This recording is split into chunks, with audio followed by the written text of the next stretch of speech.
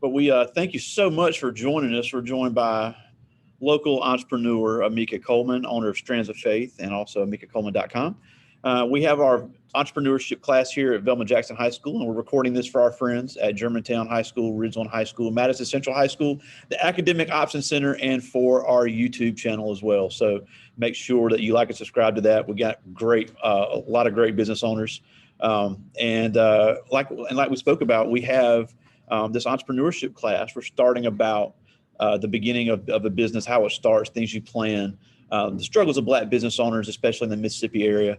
And we looked at your faith shed, which we thought was really cool, and the story of how you came up with Strands of Faith, which is such an interesting concept. I'm gonna let you talk about that. But graduate of Mississippi State, University of North Texas, so really cool background. So I'll let you talk about that and tell us about your company. Yes, thank you so much for having me. So my name is Amica Coleman. I'm the founder and CEO of Strands of Faith. We launched in 2018, so we're a little bit about 4.5 years in. And my previous career before starting, I was in clinical research. So I did oncology studies and a variety of studies within a clinical research field. And then in 2018, when I officially launched Strands of Faith, so for me, it was about creating clean products for kinky, curly textured hair, products that were moisturizing, that helped with length retention, that weren't filled with, too many fillers and the harsh chemicals and things like that. So I started formulating products in my kitchen. And I sent them out, of course, for feedback and testing, and tweaked and tried on my hair until I got the formulas to, a desirable level, until the feedback was good. And then that's when I launched them on my site. So I was in my kitchen for, I don't know, maybe about the first 15 months, if I'm not mistaken. I was actually working my full-time job at the same time in the beginning. And since I was traveling, I was on the road maybe about 3 to 4 times a week, different sites throughout the US. So as you can imagine, that was tough initially. So I did that. And then the second year is when I took the leap of faith, took the bet on myself and resigned from my career. And at that point, that's when I built the faith shed in the backyard. I don't know if you had any specific questions you wanted to ask me about the faith shed, but No, we did see it, and we got some questions we'll get to from the students later. Okay. Yeah. So that's when I did the faith shed. And then from there, 2020 hit. That's when the pandemic, hit. We got our first warehouse then. And from there, we've just been growing and trying to maintain, and it's been a great journey. That's awesome. Now, one thing that you've already talked about that I always talk about with these students that want to start a business is you had some kind of background in the business you were starting. It's not just, oh, I like this, it's cool, let me start it. You had the scientific background, which obviously, and I don't know, obviously, I joke about it, but I don't know anything about hair. But I do know there is a scientific aspect of it. And if you don't have knowledge of that, it's difficult to make a good product. And then on top of that, you had some hair experience. You'd been blogging about hair or vlogging about hair for a while already. So you did have that experience already. So if somebody wants to start a business, because you hear it all the time, I just want to work for myself, I want to run my own business. So how important is that in the planning stages to actually have some experience in the field you want to get into? It's so funny because like I always tell everybody, hindsight is 2020. When I started this business, I had zero idea that I was going to one day be a business owner, like no idea at all, but now that I look back, I felt like the guy was kind of like preparing my steps and leading me up to it. And so I already had a passion for hair and encouraging women to love and embrace their natural hair, how they were born with, and just feeling confident in it. And then on the research side, I actually used to formulate like these nanoparticles for, trying to create a delivery system to deliver the cancer drug to target the cancer cells. And so it's funny because I remember I would be in a lab for like 12 or 14 hours at different intervals, checking on, on that particular system, and not knowing that now when I manufacture and formulate, it's kind of similar. So to answer your question, I think it's very important to have some smidget of experience in whatever you're going with, because I also like to say passion meeting purpose.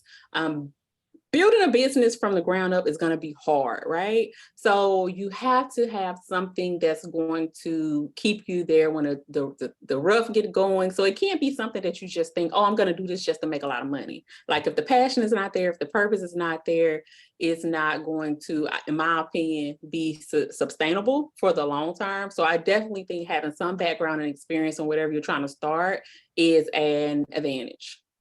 Yeah, and especially if you're going to get into a competitive field, because the hair business, especially in Mississippi, is one of the most competitive businesses there is. So, Yes. so even if, we got some guys in here too, and obviously they don't give a flip about hair, but at the same time, if they were, just starting any business, what type of things have to be planned out before you ever even think about opening the door to customers? Oh my gosh. Let's see, where can I start? The type of things so I'm kind of analytical by nature. I didn't find this out until starting a business. I didn't know I was analytical beforehand, but I'm a planner. So I like to set things up. And I think when you plan, that also kind of helps you be a little more successful. So for me, it was a lot of research. In the beginning, there weren't mentorship programs and things that are structured now that we have.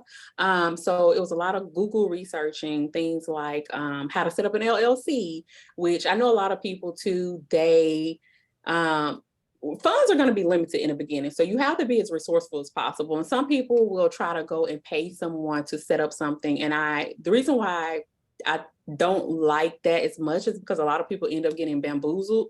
Someone may charge them $500 to set up a simple LLC, and that's only like $45 to do yourself on the website, for the state of Mississippi. So it was doing things like getting my LLC in place, getting a business banking and checking, making sure you don't commingle personal and business funds, just getting, trademarks, setting everything up from the beginning before actually going out there, because you want to have as much as protection as possible if your vision is to create a long-term model. And for me, I knew that that's what I wanted to do. So I tried to get as much lined up in the planning stages before, officially going out there.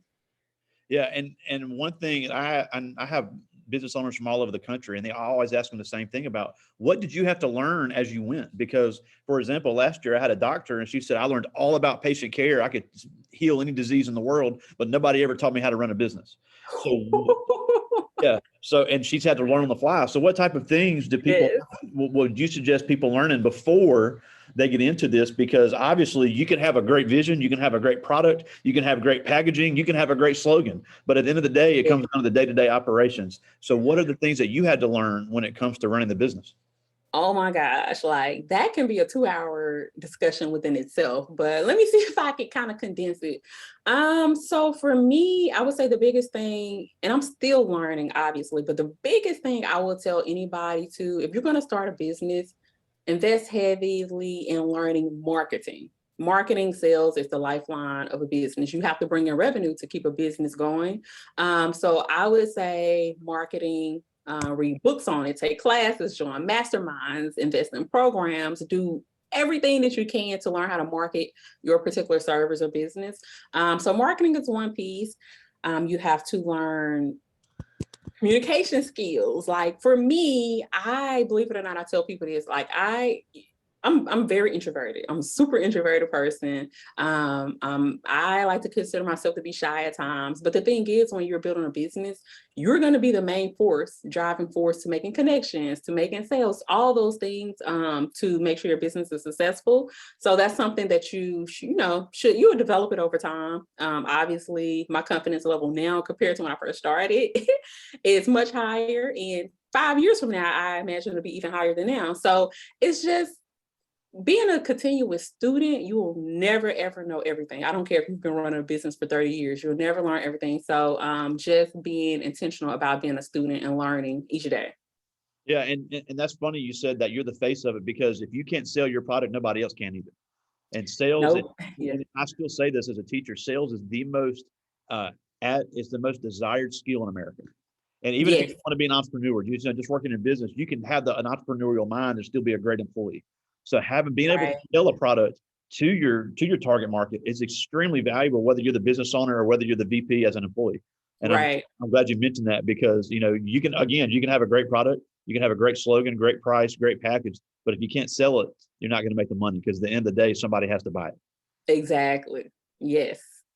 Now, you also do business consulting as well, because you've written a book about it, and you have material for visions and beginning of business. So why don't we, I'd love to hear some more about that and some of the things that you coach these business owners on.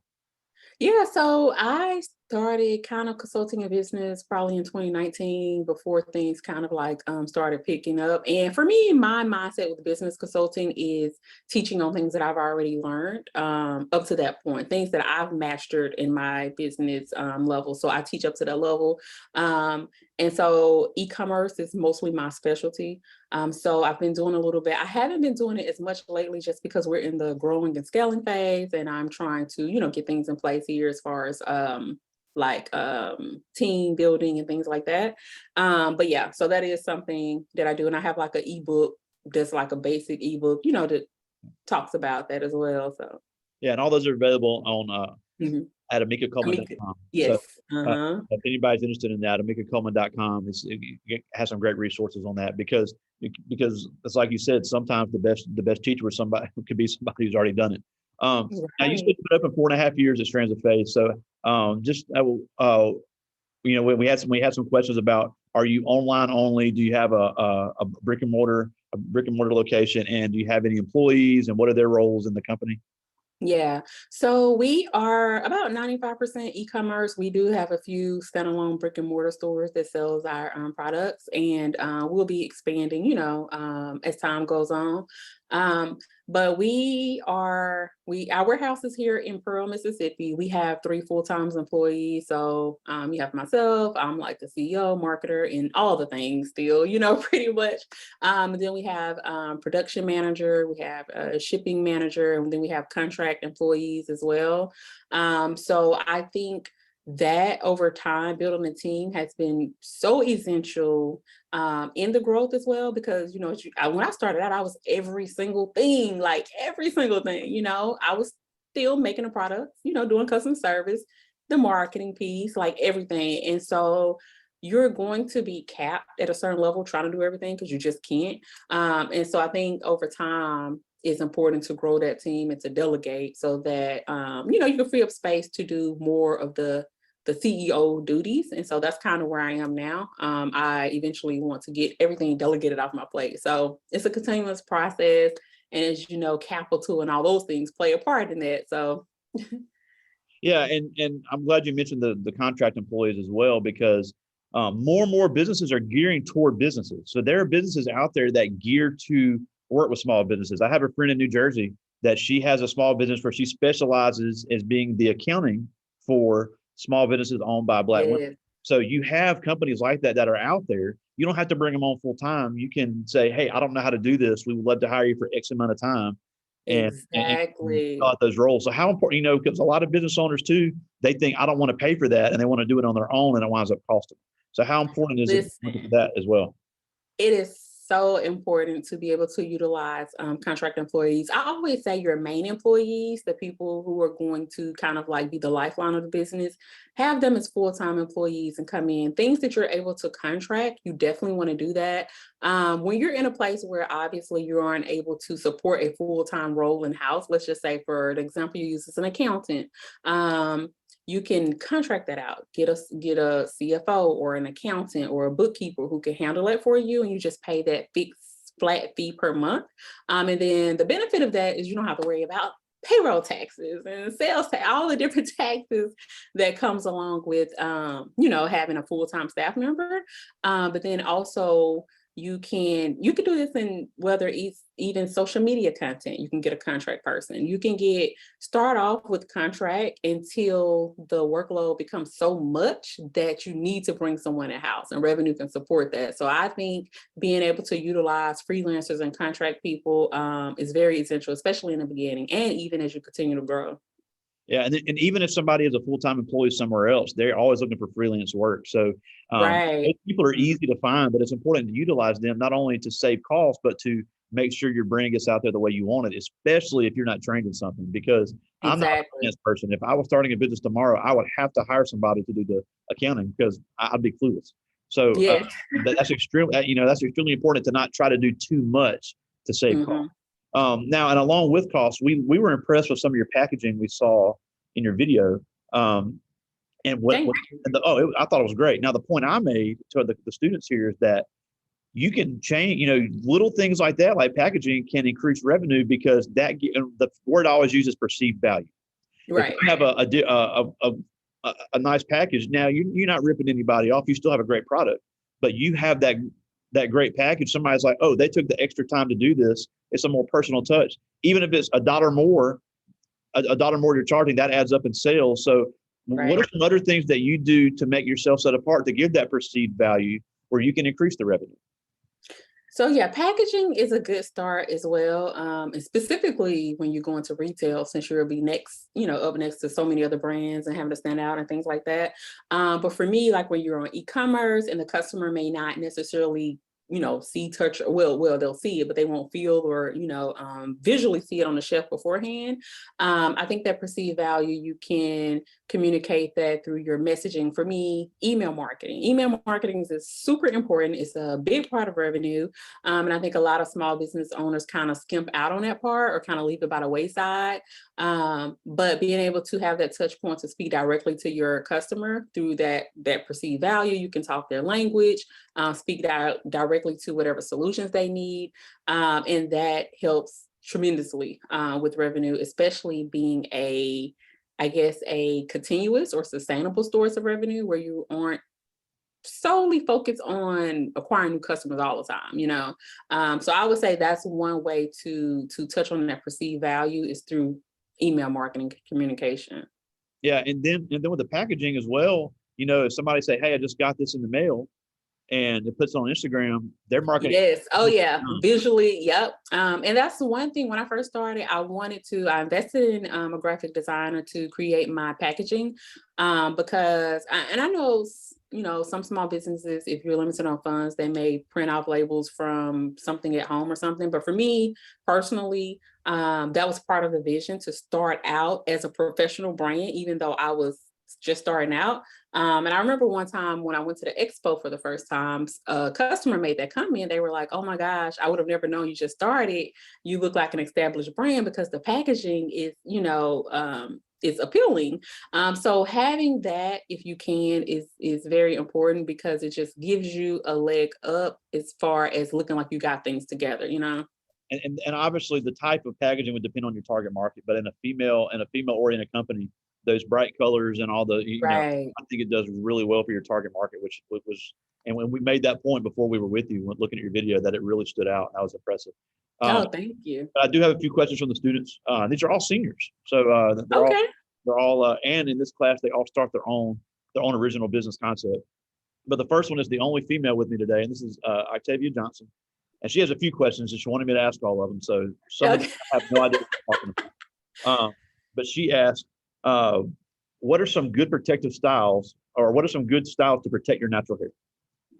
Oh, wow, that's a good one. What are some good styles? Okay, so protective styles. So it's kind of like a hit or miss type of thing. Most people think protective styles and they think, oh, it's going to protect my hair, but you have to be careful with them, whoever is installing the protective style, to make sure they aren't too heavy on the edges of the hair, because that can cause traction alopecia. It can cause, your follicles lifting and your strands falling out. But good protective styles for someone who is gentle and know how to install them, box braids, crochet styles, twists. Like right now I have my hair in, I've braided my hair. This is all of my own real hair. And I just braided it and then twisted the ends since I have very fine strands. And so for me, this is like a protective style because it's low manipulation, low maintenance. I don't have to do much to it. Just get up and go. So I would say those would be a few good protective styles to start. Yeah, this is all my real hair too, by the way. Love it. And she asked, what's the best advice you could give someone with 4C hair? 4C hair. Okay. So 4C hair I don't want to say get a bad rap. When I say bad rap, I'm speaking from the perspective of people who may not be knowledgeable about 4C hair. So 4C hair can be very, very tightly coiled. and it's very kinky. And so the best way to manage 4C hair is to make sure that it is moisturized. Like moisturized 4C hair helps to prevent breakage. It helps to kind of retain your growth as it's going. Stretching your hair 4C is very good because our hair is tightly coiled, so it tends to like wrap around each other, and the wrapping around can cause tangles, single strand knots, and breakage and things like that. So I like to stretch my hair. You can do heat-free stretch styles like with threading the hair that stretches it, twist, and then untwisting it. So you can do different things like that, but 4C hair, I would say the main thing is keeping it moisturized, hydrated, and keeping it stretched. Yeah. Well, well, whatever that means. Yes. And now she asked, what inspired you to build the face shed? So the idea behind the face shed was as a bootstrap entrepreneur, someone who, didn't have capital to build my business using my own funds, personal savings, personal credit cards, and things like that. I wasn't quite ready to go out and get an overhead as far as like a lease or mortgage on a building or anything like that. And I am very lean. So I was very cognizant and aware of the expenses and the funds and all the things that was going to accumulate. So for me, I was like, okay, what's the most cost efficient way? I'm growing, but what's the cost efficient way where I can build something and, have profits and it's not, eating into, profits and things. So for me, that was building a shed in my backyard, I went to not Office Depot, Home Depot first in those places to look at their pre-manufactured sheds. But they were all like, small sheds. And so I was like, okay, I need to get this custom built. So I found someone who's a contractor. He came, did the measurements. I told him my vision. We custom built it. And I was there for 10 months operating my business. Wow. It was awesome. That was the life. I like to compare it to Noah's Ark. You know how he built the ark. Yeah. Yeah, and we thought it was cool. So that was really cool to put that in your video. This is Justin Clerk, and he asked, what is the way you decide the price of your products? Now, before you answer that, one thing I always talk about is when I have kids come out of this class and start their own business, the first thing I tell them is you're not charging enough. Because I think it's so important that especially these young kids coming out of high school, anybody watching this later as well, you have to know your target market, but the goal is not to be the cheapest. The goal is to be the best. So, so he's asking, how do you decide the price of your products? I'll definitely start by saying you have to learn how to take emotions out of it. I hear a lot of people saying, oh, I don't want to charge too much, or nobody's going to buy it. And I struggle with some of those limiting beliefs and things in the beginning until I had to overcome them. But when you price your products, it's very important to price with the long-term vision in mind. Of course, you can't do some exorbitant prices that's going to price yourself out the market, but you want to be able to price. The price has to match the quality of the product as well, but you have to price in a way where you build in, you have to advertise, you have to hire, you're going to have overhead, you're going to have all these things. And so if you don't put those things in there, that can kind of stifle your business growth because you won't have the funds to be able to reinvest into growing your business. So the general rule of thumb is to price 3 times the amount that it costs you to source or produce your product.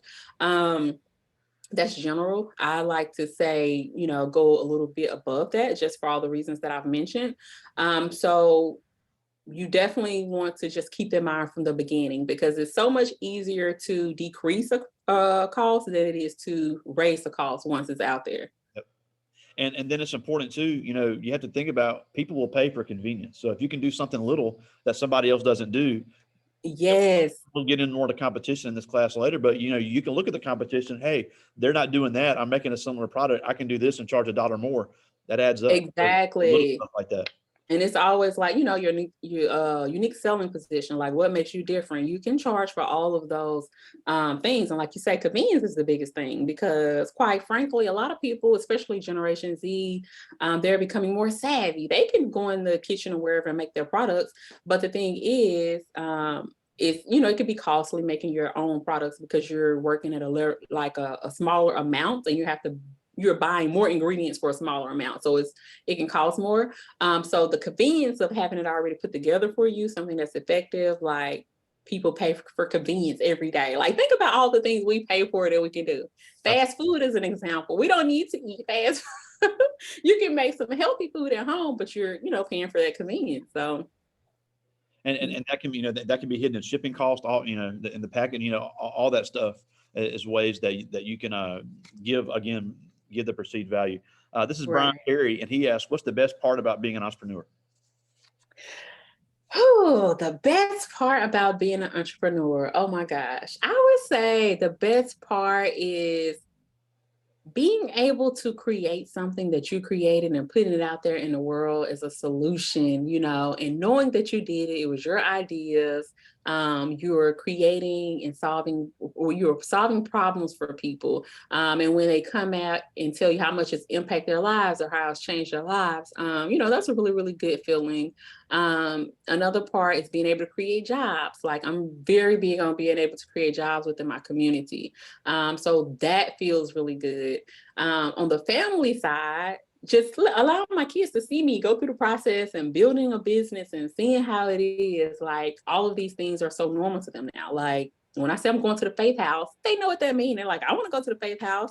So it's so many good things, the flexibility. Yeah. You are, I know you mentioned earlier about wanting to be your own boss, even though that's not a good enough reason to go into it, because let me tell you, though there's flexibility, you're going to work harder than you've ever worked in your life compared to someone else. And forget the 8 to 5. Now you're doing 8 to 8, almost 24 hours. You know what I'm saying? It's like a longer span because you have to put in more time and sacrifice for your own business. So those are some of the best things I would say about being an entrepreneur. Yeah, but and I know you have kids, and also it does give you that, if your kids are involved in something, you can, if you're organized enough, you can schedule out times to make sure you're at their events and be able to pick them. Exactly. Yes. It's not always hard. It's always not always as easy to get off work to do that. But when you are in charge, you can make it a point to do that. Right. Yep. Mm-hmm. This is Miles Woodard, and he asked, "Are you going to have any other brick and mortar spots outside of the Jackson area?" So brick and mortar isn't our goal, like brick and mortar specific for us. I think when it comes to brick and mortar, having our products in brick and mortar of already other established businesses is more so our model. So we don't plan to do it specifically for Strands of Faith. Okay. I think that makes sense, especially with the convenience of shipping now. This is a Yeah. Marion Bolden, and he asked, even though you were a natural hair enthusiast, what inspired you to make your own products? So for me, it was having complete control over the manufacturing process, knowing exactly what I was going to put in the products, and testing it out on my hair. Like there's so many different concoctions and formulas that you can come up with, especially, when other people make the products, but there's nothing like being able to experiment yourself and trying it on your hair and seeing in real time what worked. So for me, that was one of the driving factors behind it. And one of the reasons why I love manufacturing is because you have complete control over the process. Yeah, and I thought you did a great job in your video of showing that as well. That you guys do make everything handmade. Um, all your stuff, all your ingredients are quality ingredients. You guys all make it yourself. You're not Yeah. outsourcing any of that. It's all, and that's where the science background comes back into play. So that's pretty cool. Yes. Because I had another natural hair person, and she said the same thing, that she would just mess around with some rice water one night and came up with a product, and now she makes it all herself, and she has that scientific background. Yes. Yes. Exactly. Now we're almost out of time, and we thank you so much for joining us. And I'm glad we have some great questions, and that was just such an inspiring story that you have. But obviously, we'd be remiss if we didn't talk about the difficulties of being a Black business owner in the United States. It's always going to be a little bit harder for a female and for a minority female. So, Right. so what are some of the things that these kids that are watching now or might be watching later could do? If they don't want to get in the hair business, or even if they don't want to be an entrepreneur, even just want to be a successful employee, what are some things they can do to overcome the obstacles they're going to face being young females, young Black kids in the United States? Right. Whew. Oh, wow. Well, specifically speaking, first on the business side of things, just one of the stats that I was looking up earlier today is when it comes to Black-owned businesses, according to Federa, only 1% of Black-owned businesses are able to obtain business loans. That's like 1 out of 100, which is mind blowing. So what that tells me is that Black-owned businesses, you already have to see that you're going to be faced with obstacles as far as financing, to not allow it to be a stumbling block. But that just means mentally preparing, knowing that you have to have a proof of concept, something that's going to get traction. You're going to probably be bootstrapping and funding to a certain level and allowing your revenue to fund your business. So having that in the back of the mind, because that is statistics, the real life truth stats to it, and obviously applying to me, with me bootstrapping as well. So just having that in mind, but knowing that you can do it, you have to, again, we talked about planning, putting a plan in place, being very strategic with that, and knowing that whatever dream you have in mind is possible. It can come into fruition. It's not impossible. So I think, just being realistic about that. Other things like people who may be in the workplace, being able to, I know there's a saying that most people feel like that Black people have to work 10 times harder at the same things at times, but don't allow that to fester in a negative way. I would say for me as a person, I'm going to always go 10 to 20 times more than I need to do regardless, just as a personal trait, irregardless of my, race or how I look.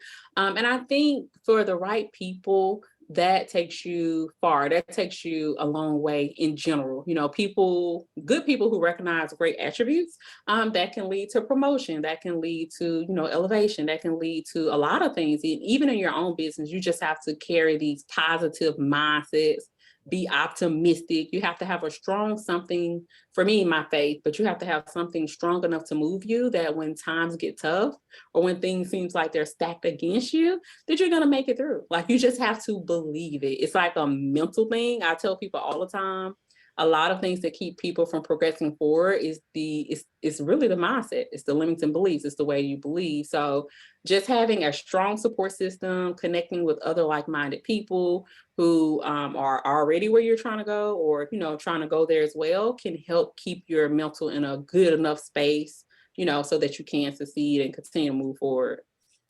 That's awesome. And I agree 100%. But before we go, and again, we thank you so much. Before we go, tell us where we can find your products, strandsoffaith.com. Yes. You can find us at www.strandsoffaith.com. We have all of our lists of collections and products there that you can read up on. And then on Instagram, we're Strands of Faith, YouTube, Strands of Faith, Facebook, Strands of Faith. We're everywhere, Strands of Faith.